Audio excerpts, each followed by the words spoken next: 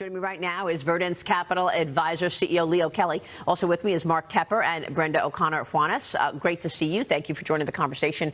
Leo, I'm going to start with you, Brenda, because we've got a market that is rallying this morning, despite the horrific story underway in Israel. The Dow Industrial's up 112, and the NASDAQ also higher. Oil prices are higher as top OPEC producer Saudi Arabia pledged to help stabilize this market and ease worries over supply, as the International Energy Agency lowered its oil demand growth forecast for 2024. What do you think is behind this rally in stocks, and do you think it's sustainable?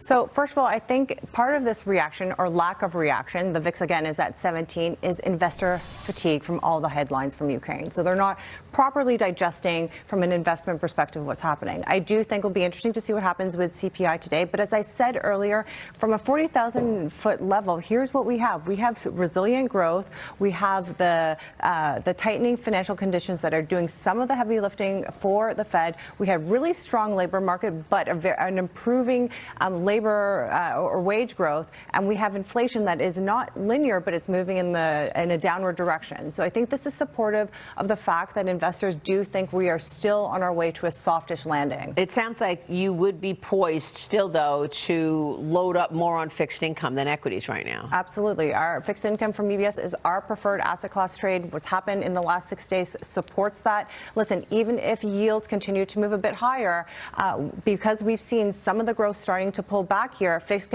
income will be a beneficiary of that. Yeah. So we think that the 10-year, believe it or not, within 12 months will be at 3.5%. 3.5% within a year on the 10-year? We do. We went all the way up to 4.8%. We do. Earlier this week. Look, we're going to find out how weak this recovery really is, Leo, when we get third quarter earnings, I think, in a sense, because we'll hear from managements directly. We've got the earnings kicking off this week. Delta Airlines, we reported earlier, with a double beat on earnings and revenue. That stock is trading up, even though it did cut its full-year profit outlook because of the higher price of fuel. They're talking about strong holiday bookings, however. We're looking ahead to the big banks tomorrow. J.P. Morgan, Wells Fargo, Citigroup, all going to be reporting their third quarter earnings, Leo. What are you expecting from this earnings season? Well, those big banks are expected to write off $5.3 billion in additional loan loss reserves. I mean, I think when we take a look at earnings, we are in a deep earnings recession. We have been now since 2022. We might finally come out with a modestly positive earnings growth for the first time. But I think we're still under serious pressure. The consumer is falling fast, and they're falling hard. Yeah, well, that's because of inflation, right? It's cutting into wages, cutting into their ability even to just buy essentials like food, fuel, and shelter. Well, and more specifically, I think that when we talk about inflation, we keep hearing about inflation is moderating, but I think what people forget is it's moderating off of extraordinarily high numbers. And so just the fact that inflation is finally starting to get to slightly higher numbers, people haven't caught up yet. Wages haven't caught up yet. And we have a bit of a different view. We think that the risk is that rates will continue to go higher and inflation will surprise to the upside. We're a little bit more on the cash side, the very short fixed income side. And we think there's going to be significant volatility in the next 6 months, and you'll be able to put that cash to work in equity. We're a bit concerned. Because a weaker macro story is not being priced into the market. I don't think so. I think that this thought that there's a soft landing is inevitable, I think is a little bit optimistic. I think a recession is inevitable. I don't think it's a deep recession, and I do think we come out of it well on the other side. It finally gets the Fed to a place where it can get its arms around inflation. Maria, I've said this before, there's too much cash in the system. We're coming off of the greatest economic anomaly in history with the shutdown and then all the money that was poured in. Until we get the supply of money, which has grown like a third world country coming out of the shutdown, until we start to moderate that supply, this cycle continues, and people just keep hoping it's going to correct, and it won't until we fix that. Well, we've got more Fed speak today. By the way, the Federal Reserve's Logan is going to be speaking at 10 a.m. Bostic will speak at 1, and then Collins at 4. I just want to remind people what Logan said the other day, because he's speaking at 10 a.m. The other day, he said higher yields may mean less need to raise interest rates. So depending on what Logan says and whether that's a market mover, I mean, he's speaking at 10 a.m. Then you've got this tight labor market, Mark, only in intensified by all these strikes. Yeah. The United Right. Auto Workers expanding the auto strike again. Now they're targeting Ford's largest pickup truck plant. That's in Kentucky. 8,700 workers walked off the job there. Yeah. Ford issued a statement writing this: the decision by the UAW to call a strike at Ford's Kentucky truck plant is grossly irresponsible, but unsurprising given the union's leadership stated strategy.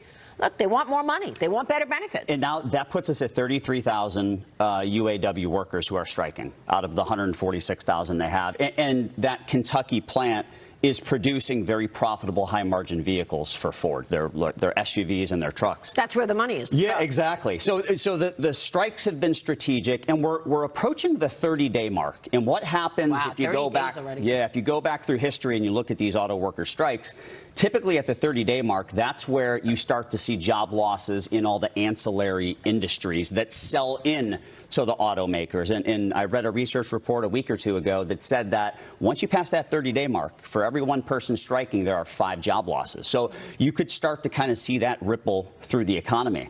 As it relates to these strikes overall, these strikes are inflationary because prices will go up and demand goes up. So both sides of the equation. And they're infectious. They start to travel across industries. Now, to both of your points, one of the things that I think the consumer is really missing is I believe the consumer is going to be blindsided by this. They have this expectation that the economy is going to get back to normal as they believe what normal is. From 2008 through 2021, 0% interest rates and 3 to 4% mortgages were normal. That is not normal when you go back through history. The normal mortgage rate's probably closer to 6.5%. Yeah. So there's a lot of consumers out there who think they're going to be able to refinance next year, take their 7.5% down to 4%, and it's not going to happen. Yeah, that's right. Not only that, but if you think about those mortgages, don't forget the ARMs, these adjustable rate mortgages. Yeah. One of the issues with the speed, I always say it's not the number, it's the speed. The speed that interest rates exploded to the upside. We still have commercial loans that have to reset and be refinanced, and we have adjustable rate mortgages. So you're going to be seeing these 3s turning into 7s. That's devastating. It's devastating, and that's why we've already seen a string of bankruptcies, by the way. Correct. That is a game changer for someone's business.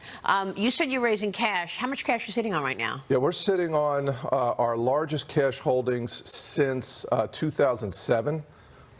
It's probably 5 times our normal cash holdings. Obviously, it depends on client and allocation.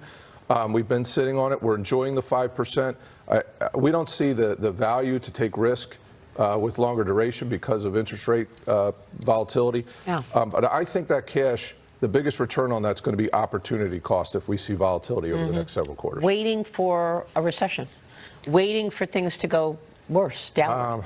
I'd rather it not. Yeah, I understand. right. But there are a lot of That's what challenges. we have to be prepared for. Leo, thank you so much for weighing in Absolutely. on this conversation. Leo Kelly, Mark, and Brenda, you're with us all morning long, and we are appreciative of that.